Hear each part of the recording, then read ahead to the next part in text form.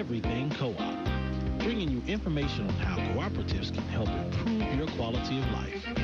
This show is being sponsored by the National Co-op Bank, NCB. The NCB is dedicated to strengthening communities nationwide for the delivery of banking and financial services for the nation's cooperatives, their members, and other socially responsible organizations. For more information on the power of community ownership, visit ncb.coop. That's ncb.coop. Now stay tuned for your host, Vernon Oakes. Good morning, everybody. This is Vernon Oakes. Welcome to Everything Cooperative. This is a wonderful Thursday morning. We're glad that you're with us. And this morning, we have Miss Gail Taylor on the line with us. Good morning, Gail. Good morning. How are you today? I'm doing well. How are you? Good. So I understand you're out there farming this morning. You're harvesting. Yeah, it's actually our harvest day, Thursdays. We have a CSA pickup in several hours. You have a CSA pickup in several hours. So yeah. What is a CSA pickup? CSA stands for Community Supported Agriculture. It's a way that the local community can support its farmer. You sort of pay in advance for your yearly vegetables and make the commitment to financially support that farm throughout the growing season. Community Support Association? Community Supported Agriculture. Oh, agriculture. So there are two ways in which the community, we have 130 members in our CSA. The community is making the financial support. They pay in advance, which means that, with vegetable farming, I'm buying most of my supplies in January and February, even if I'm not harvesting and selling the first crops until May. So it's kind of like, in the old days, maybe somebody would go over to the USDA and get a loan to buy the seeds. Historically speaking, that hasn't been as easy for Black people and people of color. So wait a minute. You said they normally would go to USDA, Department of Agriculture, and get a loan. But Blacks have had difficulty. Yeah, you could go to the USDA and get a loan, then you could buy your seeds. But Blacks have had difficulty getting the loans. Yeah, right. So historically, there's been a big problem with discrimination in the USDA. Actually, class action lawsuits, including one, Pigford versus Glickman, has been a way in which Black farmers have tried to get compensation from the USDA for discrimination. Okay. So our farm does what a lot of sustainable and organic farms in this century, since the 90s in this country have been doing, which is ask the customers to pay in advance for their vegetables. So instead of getting a loan from the government, we're basically getting a zero interest loan from the customers. And how many customers do you have doing that? Yeah, we have 134 members this year. In 2017, we grow every year. In addition to making that financial commitment in advance, they're also committing basically to eat what we give them. So if we have a crop failure, I send out an email and I say, hey, I'm sorry, but it snowed in March. And it's never done that in all of my 12 years of farming this year. I put seeds in the ground like normal and the snow fell on top of them. And so, here's what that means. Here's what it means to support your local farmer, is that the crops we thought we would get in April and May, we're not going to get them because the snow fell. So they sort of take that journey with us. So they're in with the risk. Farming is very risky, I've gotten to know. And so yeah, it absolutely is. The customers in there sharing the risk of your being able to reap what you sow. Okay. Yeah, right. All right. So out of the 134 members, if I wanted to join the Community Support Agriculture Group, the CSA group, what would I have to pay and when? So for the full season, a single household, which would be like one or two adults and maybe a small child, it's $420. You get 23 weeks of a share out of a 33-week season. So we let our members skip any 10 weeks they want. You don't have to tell us in advance. I've noticed, especially in D.C., in the city, people travel a lot. People get stuck late at work. People have work functions where they're fed and they're not always cooking at home. So I put in that flexibility, and we let our members, skip 10 weeks throughout the season. They don't have to tell us when. For a family, it's $740 for the year. And a lot of folks will email me and say, hey, can I do that in 2 installments? And we totally can do that. Okay, so 1 or 2 people, it's $420, which is $20 a week, a little less than $20 a week. Yeah, so it's a pretty good deal, yeah. And for a family of what, 4? Is that $740? Yeah. For the family share, you're getting 12 items a week.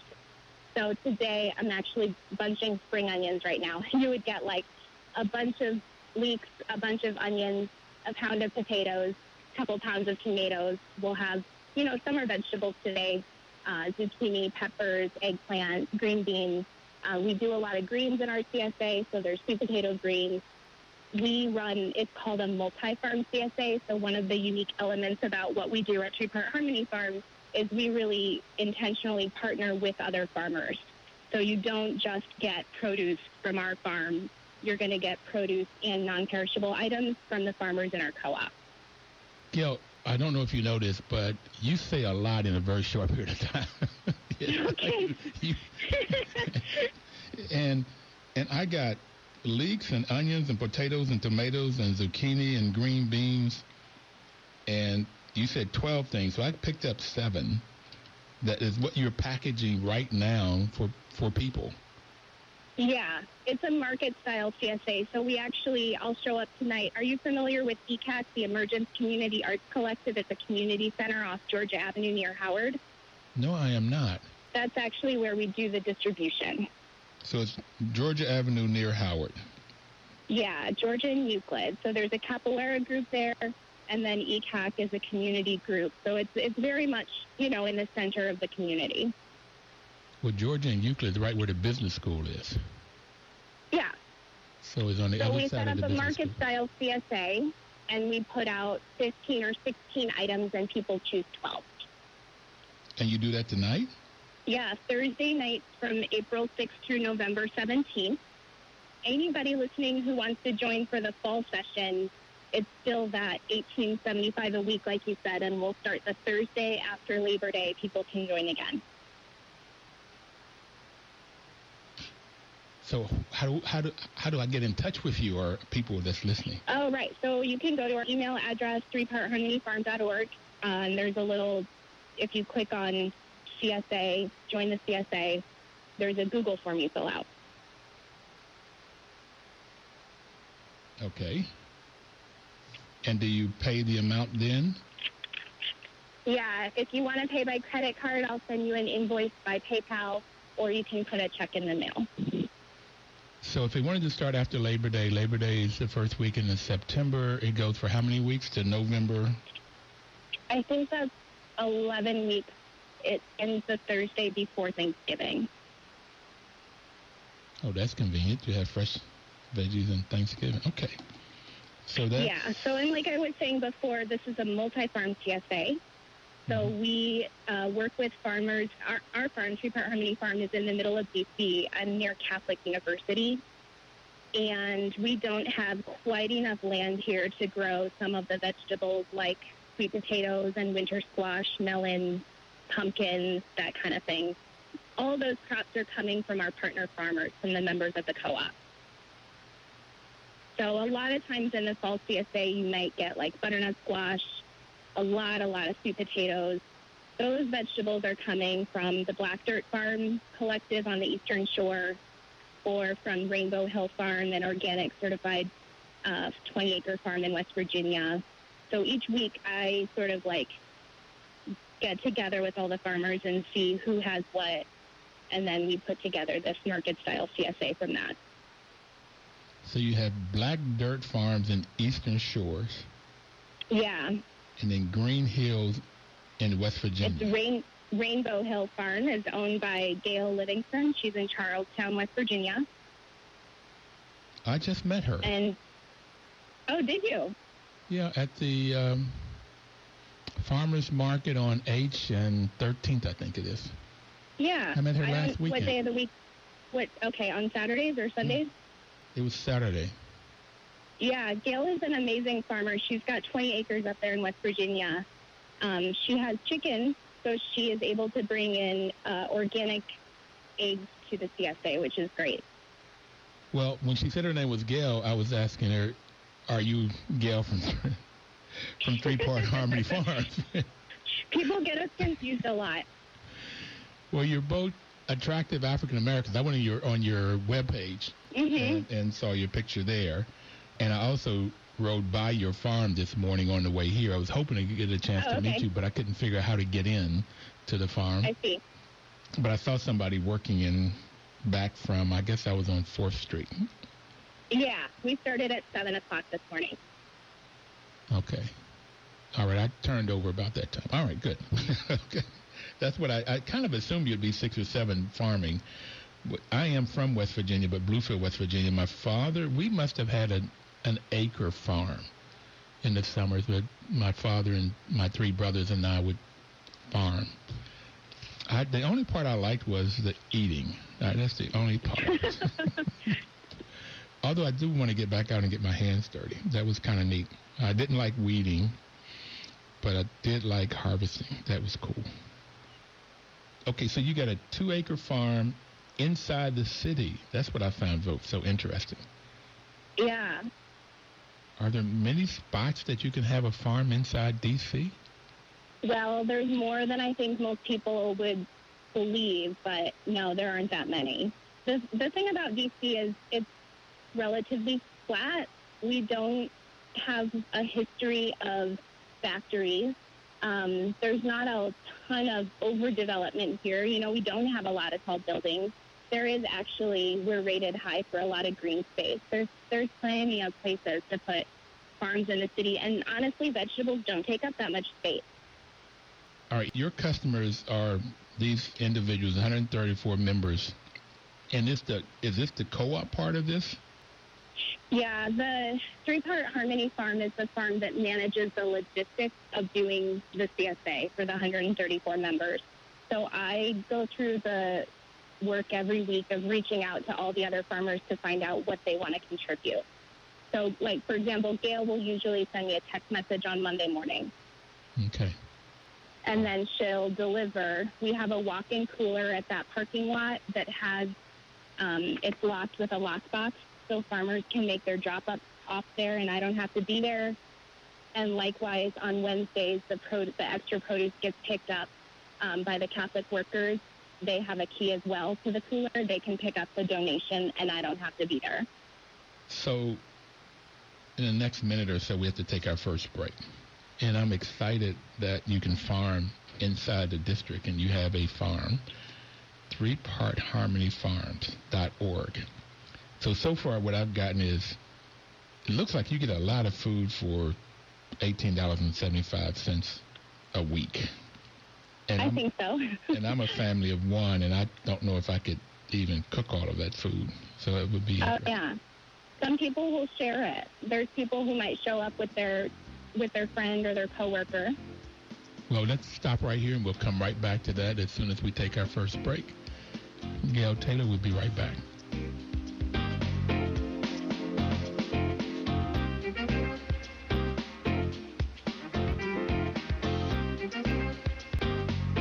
Washington, D.C.'s News Talk, 1450 AM WOL and 95.9 FM.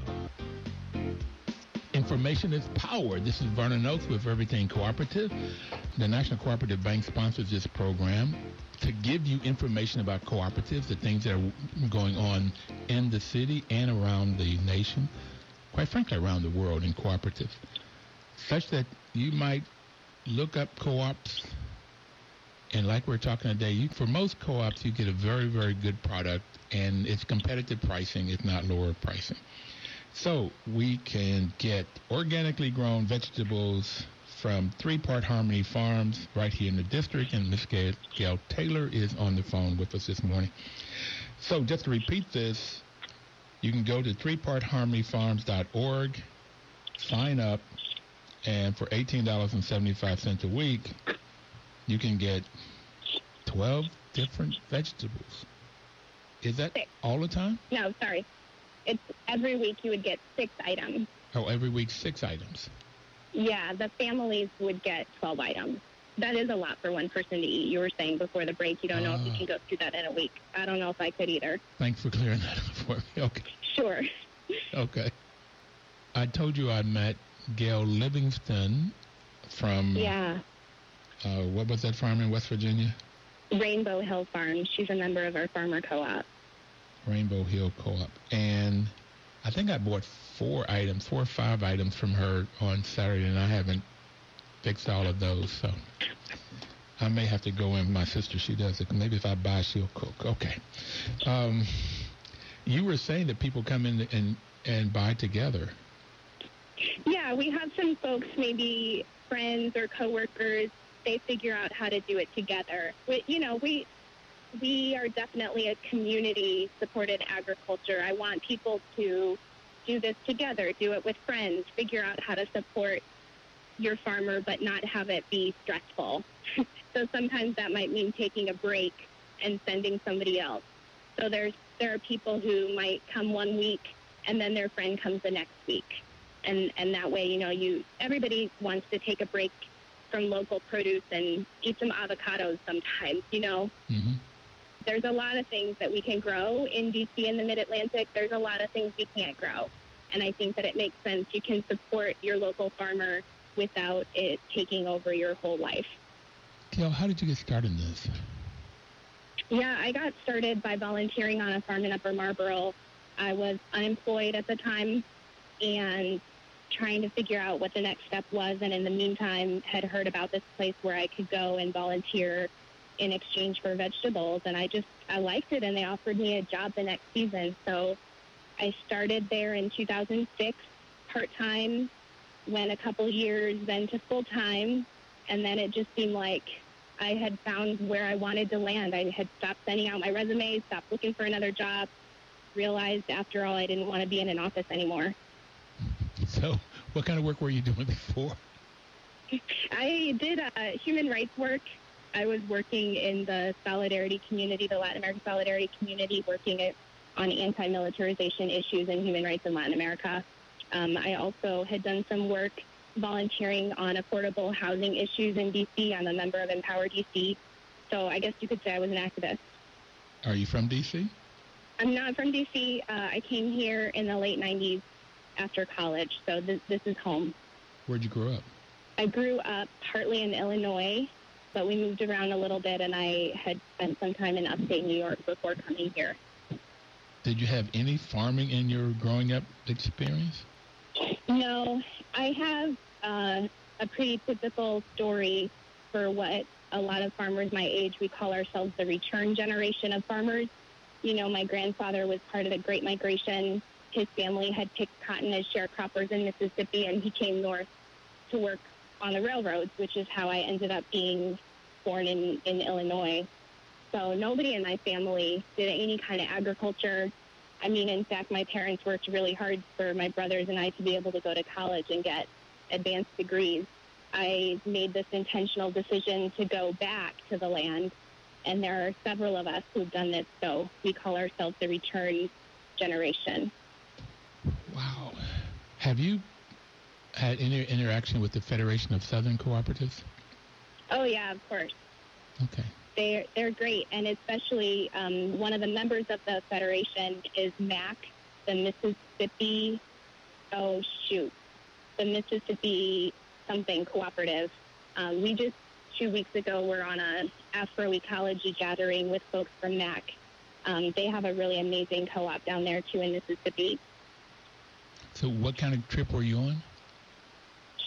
We have a group that in the DMV and then all the way down to Mississippi and Georgia, we call ourselves the agroecology group, I guess you could say. We have gatherings. It's all black farmers, multi-generation, but especially a lot of young folks like myself who are getting back into growing. Okay. Well, I've been dreaming about and thinking about and talking about getting back into farming, or like I said, getting my hands dirty and producing and then eating what I produce. But I'll be 70 this year. Can I call myself a young farmer returning back to return? Yeah, young farmer isn't your calendar age. Oh, okay. Okay. Yeah. Okay. There's plenty of folks, and we've met some of them on this trip, that are inspiring elders who are doing this again after taking a break, having a career, returning back to the land. And there's a lot of women involved in this farming movement who are really strong and powerful. There's a woman in South Carolina, Miss Jamie Dixon. She spoke on a panel at our gathering and really inspired all of us, talking about growing up on the farm in South Carolina and going through together. That concept of all of us just going from farm to farm, helping each person out with what they need, and everybody sort of being in it together. I think that's the idea behind a cooperative. And for me, as a farmer, anything that I choose to do, I feel like that is the only way that we are going to make it together as a community, is if we're all in it together. Well, that is one of the reasons that I've come to love co-ops with a passion. I have it that human beings at the core is community. That's where we've come from. When you really go all the way back to the tribes, and whatever we came out of, is everybody in the group knew what we had to do in order to survive, and everybody had their place. And if somebody didn't do what they had to do, then survival was difficult at best. So I think we're going back to that in the cooperative world. I also like the education part of cooperatives. Everybody teaching each other, like the lady you were talking about. Okay, so I'm back to the product again. What I'm going to go back to is, you said that you planted in February something. You didn't say what it was, but it snowed, and then you couldn't produce that. So everybody's just okay with that, all of your customers. Yeah. I lost sleep over it. I had to send out an email and tell them we were going to skip 1 week in April and promise to make it up in the end of November. And people came and they gave me a hug.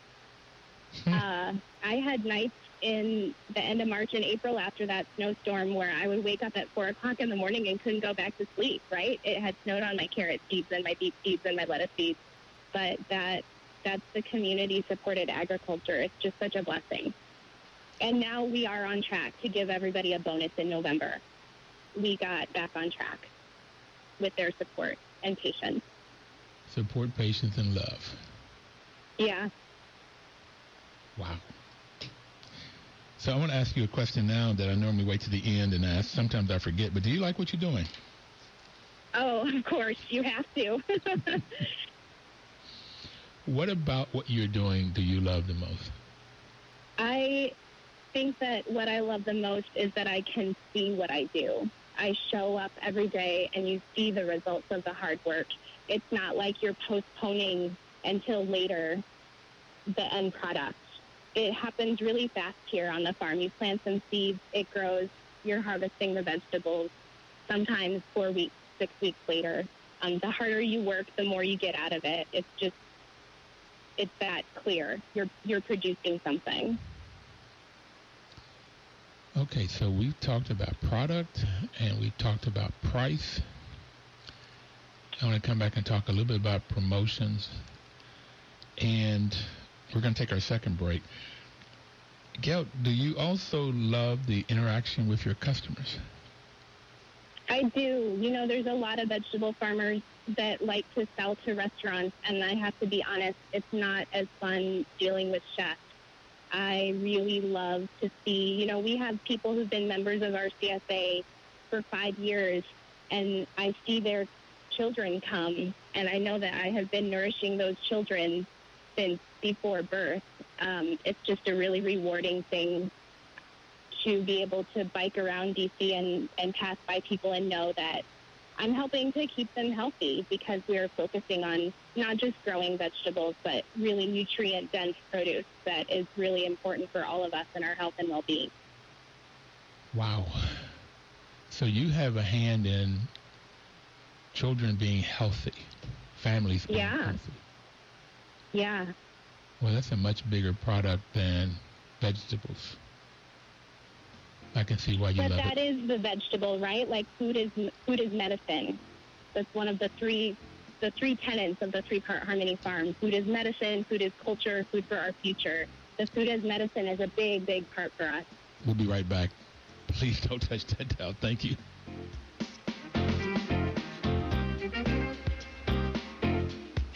Washington, D.C.'s News Talk, 1450 AM WOF and 95.9 FM.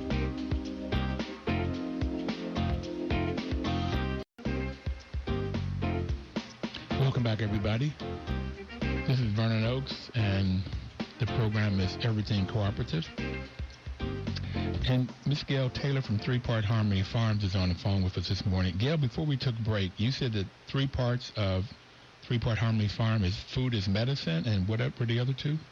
Food as culture and food for our future. Okay. So how do you get food as medicine? And I have an answer too, but I just want to hear yours. Yeah, I mean, so the food as medicine is the idea that the food that you put in your body is as good or better than a pill that you might take, right? If you're sick, you go to the doctor, they give you medicine, it cures you of whatever's wrong with you. But if you use food as your medicine, it's more of a preventative. The food is healing you. For us, the crop that we grow that is the most, I say, it's the quintessential food as medicine is hardneck garlic, which is one of our signature crops. It's garlic that's high in allicin content. That's the part of the garlic that is antimicrobial, antifungal, antibacterial, the one that will cure you of the common cold. So we just focus on growing crops like that, like picking the specific garlic that is going to be the most healing, giving the produce out as close to the time of harvesting as possible, and focusing on growing the crops that are the most nutrient dense. So, for example, on commercial farms, somebody might pick a tomato that they want to grow that they can pick when it's green, and it can literally get picked from the field and thrown into a moving truck. It has a long shelf life. It's going to travel across the country. The quality of that tomato is that it can travel and that it has a shelf life, whereas like the tomatoes that we grow are going to be high in lycopene. They're going to be harvested when they're ripe, not harvested when they're unripe. We're not going to use gases to bring them to the red color. It happens naturally from the sun. That kind of a product is going to actually be feeding you, your body and soul, nourishing you. It's not just something you put into your mouth. Body and soul. Yeah. Wow. Well, I mean, I don't know if I can prove it, but that's what I think. Well, I think it's provable, but I am diabetic. At least it took me a long time to even say those words, and I'm in the process of reversing that. And I have it that I can reverse it with food as medicine, exercise. And then what my doctor talks about is the right foods, the right medicine, and then the medicine, right food, exercise, and the medicine that she prescribes. But I try not to do the medicine she prescribed and use the food as medicine. Now, I did not know about this hard neck garlic. Yeah. Okay. There's hard neck garlic and soft neck garlic. Soft neck garlic is like, you see that more, the one they grow in California and China. The neck is soft and you can grate it. But the hard neck garlic is what we grow here in the DMV. It goes through a winter. So you plant it in the fall, and it's actually, we plant our garlic every year during the fall festival, so it's actually the only community planting event that we do every year. When do you harvest it? And you harvest it in June. It's in the ground for 9 months like a baby. Well, I knew garlic was good for you, and I try to get that in. I also know that sugar, at least they tell me sugar's not good for a diabetic. It's not good for somebody that has cancer, that cancer cells, they grow faster with sugar. And salt's not good for you. Matter of fact, I've been told that salt's worse for a diabetic than sugar is. And then other carbohydrates. So I really have it that, so I use seasoning. I use garlic for seasoning, garlic and onions and green, red, yellow peppers. I prefer the red and the yellow than over the green. Getting the nutrients in and get seasoning without the salt or without sugar. And I find out when I'm eating right, I don't have urges for sugar, for sweets kind of stuff. Funny how it works like that, huh? Yeah. It really does. I mean, it was surprising when I discovered that. It's like if I'm giving my body natural nutrients, it doesn't call for sugars as a nutrient. And I think that's the reason I used to get cravings for, well, my craving was chocolate chip cookies and oatmeal raisin cookies. Okay. I can say it now without even having the urge to eat it. All right. But if I eat things that have the nutrients in them, then I don't get the cravings, which means to me my cells are getting nutrients, and it doesn't call for a quick fix, a quick sugar rush. Okay. So yeah, we also do a lot of fresh herbs, oregano, thyme, basil, sage, cilantro, mint.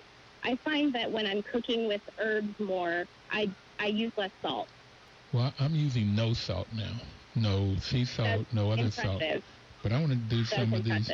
I want to do some of these. I don't do much on the herb side. You said you do oregano, and what else did you say you were on? We do oregano, thyme, basil, sage, mint, parsley, cilantro. What else? We have some lemon verbena, anise hyssop. We do a lot of herbs that are good dried, and then you can drink as a tea, which is another part, right? Making sure that you're staying hydrated, drinking enough water, which can be hard to do. Well, when I'm exercising, it's not hard to do. I'm out here all day, and I have a hard time sometimes remembering to drink the water. I like to just put a sprig of mint in my water bottle, and that helps a lot. But are you sweating when you're out there? Yeah, of course. And then my part-time job is managing a hot yoga studio. So your part-time job? I do hot yoga at 4th and H. Yeah. So is my coworker. Okay, and I find out when I'm doing hot yoga, I drink a lot of water. If I'm not, I don't drink as much. Yeah. So I might. Yeah, maybe you'll see Christina there. She works there, and she works here at Trooper Harmony Farm. Okay. So, food as medicine. Do you all have classes in how to prepare foods, or how you can use food? We don't. We partner with other folks. I try not to get out of my box too much. I'm not the expert. I'm not a health expert, and I'm not an expert in cooking. So we actually invite folks like Juju Harris, who is a food educator and is about to come out with a new cookbook. She comes to the CSA pickup about 3 or 4 times a year and will prepare some food and teach folks how to use the fresh vegetables. How do you promote it? How do we promote Juju? Juju and 3 Farm Harmony. Well, I guess a lot of it, I would say, to be honest, is word of mouth. A lot of people who are in the CSA are there because they came with a friend who told them about it. It's such good work. Do you have a sense of what's the maximum number of members you could provide for? I think we're close to our max right now. Okay. I mean, I'm only growing half an acre of vegetables. In our peak harvest in the spring, we were harvesting 600 bunches of greens a week, about 150 heads of lettuce in a week. So that's about at 150 members max. So you don't need much promotions if you're almost at max right now. No, I'm not really great at marketing. I like to focus on growing the vegetables. That just takes up a lot of time. So it's good to be close to our max. Do you do this just because you enjoy doing it and you see the benefits of it, you love it, or do you make any money at this, or is this a profitable business? It's not hugely profitable. There is a way that farming can be profitable. That's not the kind of farming that I want to do.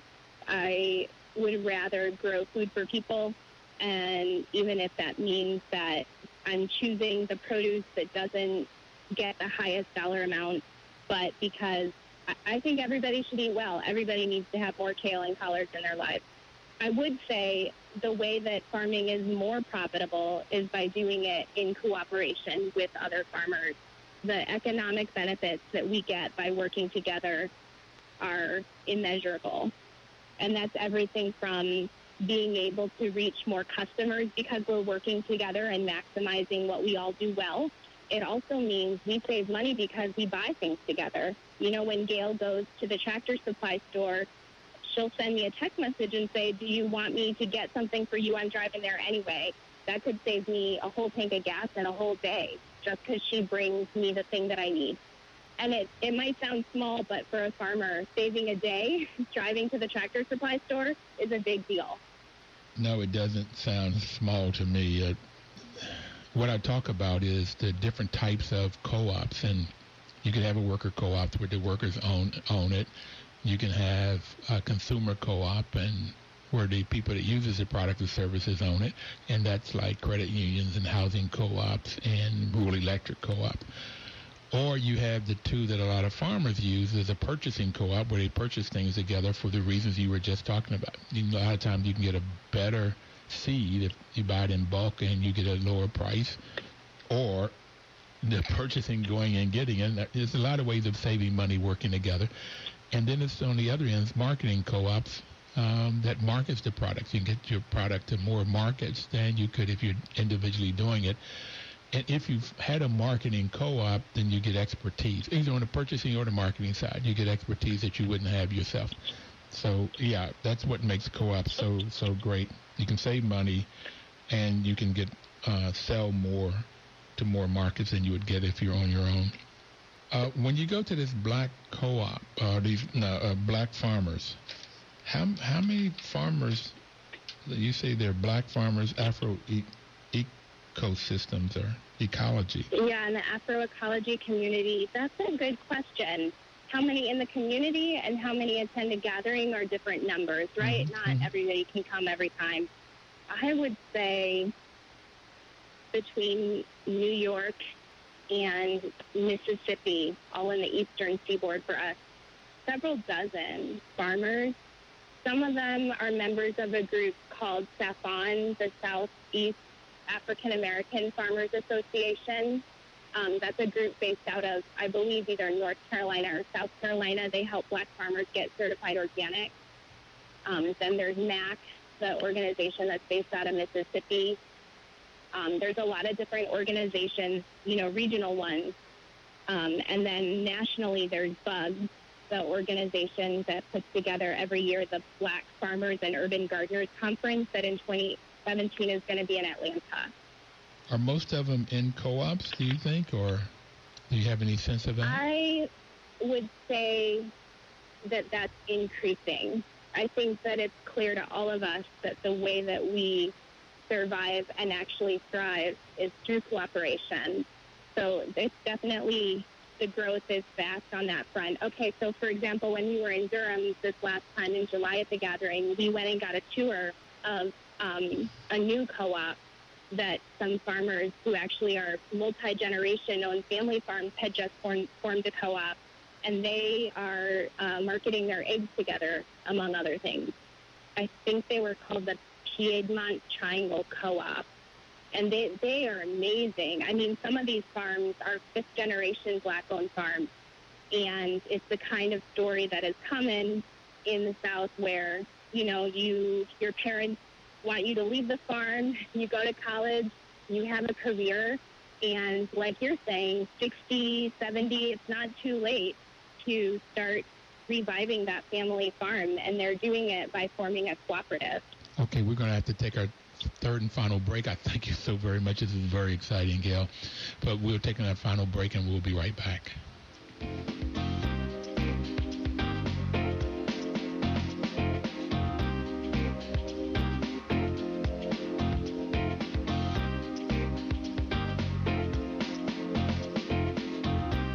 Washington, D.C.'s News Talk, 1450 AM WOF and 95.9 FM.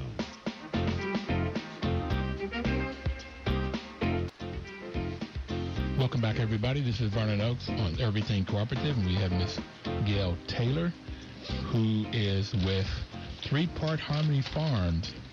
And for $18.75 a week, you can get 6 vegetables if you are a family of 1 or 2.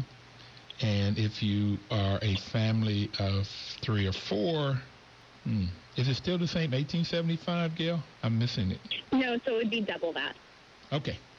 A family of 4 would be double that, and you get a choice of 12 different vegetables.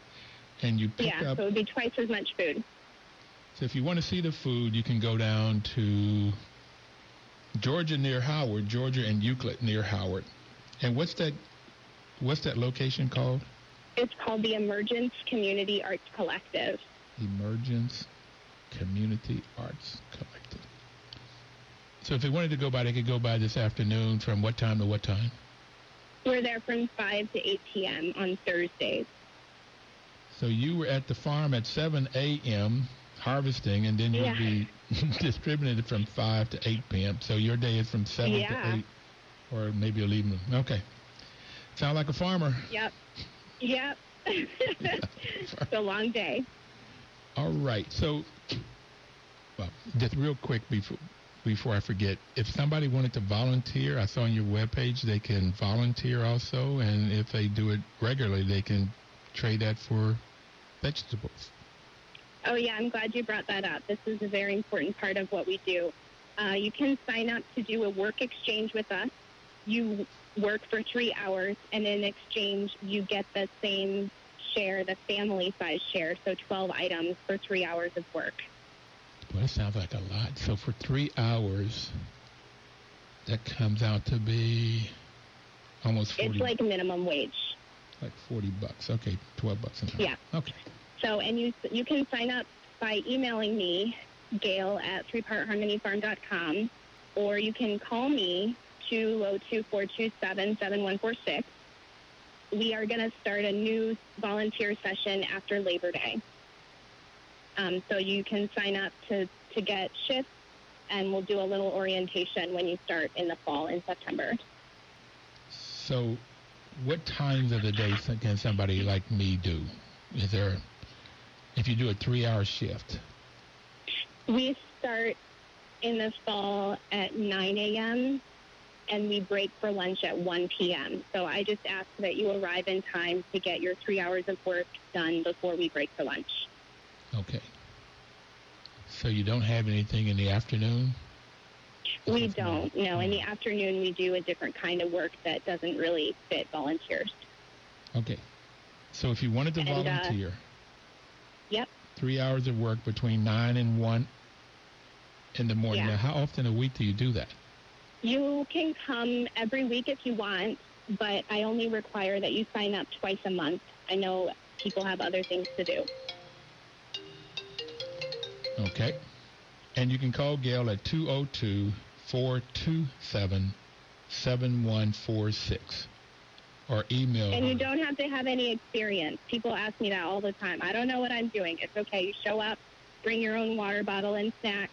We'll give you gloves and tools. We'll show you what to do. I didn't know my first time. I didn't know what I was doing either. Well, I would like to do it just to learn, like you did. Yeah. Most people, that's their incentive. They want to learn where their food comes from, how it's grown. We do that here. So are you certified organic? I'm not certified organic. I think that it's pretty valuable that you can come out here and see where your food is grown and ask me questions. So I haven't gone through the certification process. So is your foods organic? Are your foods organic? Yeah, so we don't use any chemical pesticides, herbicides, fungicides. We don't really use a lot of sprays in general. Our pest control is a lot of squishing of bugs. Okay. And we get rid of weeds by pulling them out with our hands. Yep, that's what we used to do. Okay. Yep. When I said weeding, that's exactly what we did. Sometimes the old ways are the best ways. So cooperatives are based on the values of self-help, self-responsibility, democracy, equality, equity, and solidarity. And in the part that I like in tradition of the founders of cooperative members believe in the ethical values of honesty, openness, social responsibility, and caring for others. It's been real clear you care for others. That's why you love this. So are you guys honest, open, and believe in, I don't know, taking care of our planet? I think so. Maybe to a fault. Maybe what? Maybe to a fault. To a fault. Okay. Okay, I don't think I think so. I think you are, from what I read and talking to you. So, and the principles are volunteer and open membership.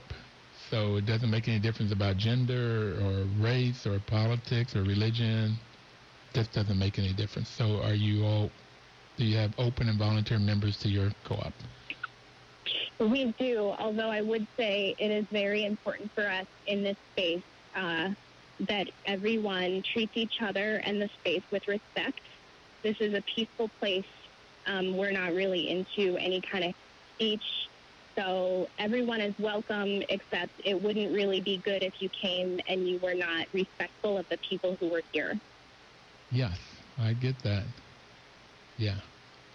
Yeah, I get that's in this caring for others. Yeah. Okay. Democratic member control. When people come and I give them the orientation, that is a really important part of it, of welcoming people to the space, making sure that they feel welcome, and also making sure that they understand that I see as my role, making sure that everyone else feels welcome, no matter race, gender, sexual orientation. Everyone should be made to feel welcome here. Doesn't make any difference if you're independent, Republican, Democrat, or No. Christian or Muslim, or doesn't make any difference. Okay. No. Democratic member control. Cooperatives are a democratic organization controlled by their members. Now, your co-op, though, is the co-op between the farmers. Is that right? Yeah, so we haven't really talked about that yet, right? Because this farm, Three Part Harmony Farm, is the farm that I own and operate as a single-member LLC. So this is a family-owned farm, and the farm itself is not a co-op. Got it. But how many farms are in the co-op? We are an unincorporated co-op, so it's a little bit loose. Okay. Community Farming Alliance is the name of the co-op. And we are about half a dozen farms within that network. There's myself, Three Part Harmony Farm. There's Good Sense Farm and Apiary, which is owned by Zachary Curtis. Zachary and I started the co-op together. There's Holly Poole Cavana. She is an herbalist with Little Redbird Botanicals. And then there is Blaine and Aaliyah. They're on the Eastern Shore with the Black Dirt Farm. Gail with Rainbow Hill Farm. And then we also have a pretty close relationship with a woman-owned farm in Upper Marlboro called Owl's Nest. And then this year we also started working with a farm in Waldorf called Dicot Farm. So the core members would be Three Part Harmony Farm, Good Sense Farm, Little Redbird Botanicals, and the Black Dirt Farm and Rainbow Hill Farm. And half of us go to a farmer's market together in addition to the other things that we do together. Okay. So I don't do anything by myself, if you might have gathered. Mm-hmm. I don't like to do anything alone. It just seems like if I can buy my fertilizer with another farmer and share the shipping costs, I'm going to do it. If I can go to the farmer's market with other farmers and maybe take a Saturday off once a year, I'm going to do that too. So do you have any education, training, information, which is the fifth principle to farmers? I'm sorry, can you name the fifth principle again? Education, training, and information. Oh, I guess I would say Blaine and Aaliyah do that part more than anybody else. The owners of the Black Dirt Farm Collective, which organized the Afroecology and the Agroecology gatherings. Blaine also works with SAFON, the organization that I mentioned before. I mostly do hands-on training specifically towards growing vegetables here. That's really my passion. Got it. Cooperation among cooperatives. Are you working with any housing co-ops to provide vegetables or anything? Are you working with any other co-ops? Am I working with other co-ops? Not at the moment, though we have in the past. Members of our community are. I don't know if you're familiar with the Dreaming Out Loud. It's a nonprofit organization based out of Southwest D.C. Actually, Chris Bradshaw would be a great guest on your show. Chris is in the process of building the next urban farm in D.C. over at the Kelly Miller Middle School site. So all of us in the Afroecology community are going to come together and support Chris in that. And I get that you're concerned for community. So I get that when you don't have to talk about that and the land and the people and everything. And I do property management full time, and so I'm want to see if I can connect some of the properties and the people in the co-ops to you guys and see how I can join also. Sure. Half a second. Anything you want to leave the group with or leave the audience with? Well, I'm obviously passionate about farming, but I'm equally passionate about co-ops. I was previously a worker owner at a worker-owned co-op, the food co-op in College Park, and I have been an owner of a cooperative housing I really appreciate this program and the focus on co-ops. I think it's really important in our community. Well, we got to go. Thank you so very much. And everybody out there, please have a wonderful week and work cooperatively. Washington, D.C.'s News Talk, 1450 AM.